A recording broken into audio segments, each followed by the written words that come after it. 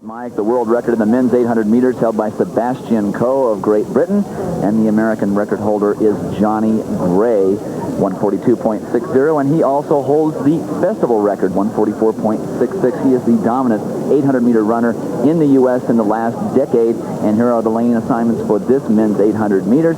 From top to bottom, 1 through 8, they will run one full turn in lanes and then break for the pole, and we will probably be looking at Lewis Johnson in lane 4. He runs for the Santa Monica Track Club as our favorite here, but a very competitive race, Craig Masback. Very evenly matched, and I would look for Thomas Johnson to go out quickly, a former 400-meter runner, as he does take the early lead, Dwight. He likes to lead.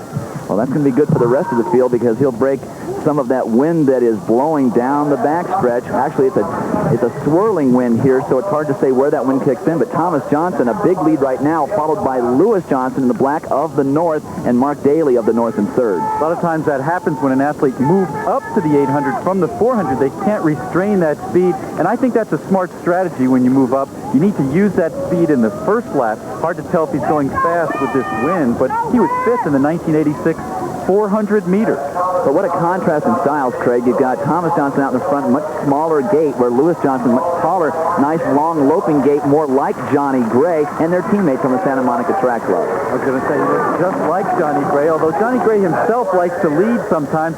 And I tell you, Lewis Johnson, they're running on the outside of Thomas Johnson, obviously running a little extra ground every step around this turn.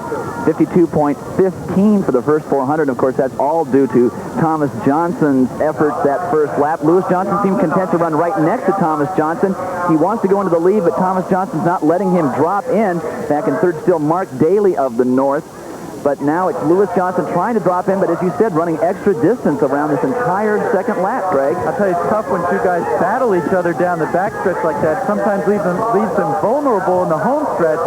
And I'll tell you, Lewis Johnson just coming back from Europe, although he looks superior here, you wonder if jet lag will play any role here. Thomas Johnson not willing to give it up to Lewis Johnson. Lewis Johnson not able to pull away, but it looks as though Lewis Johnson of the North will hold on for the victory. Thomas Johnson in second, and Mark Dailey of the North in third. Pretty much the way it was the entire race, but a very, very hard-fought victory for Lewis Johnson in some difficult conditions here with the wind, Craig.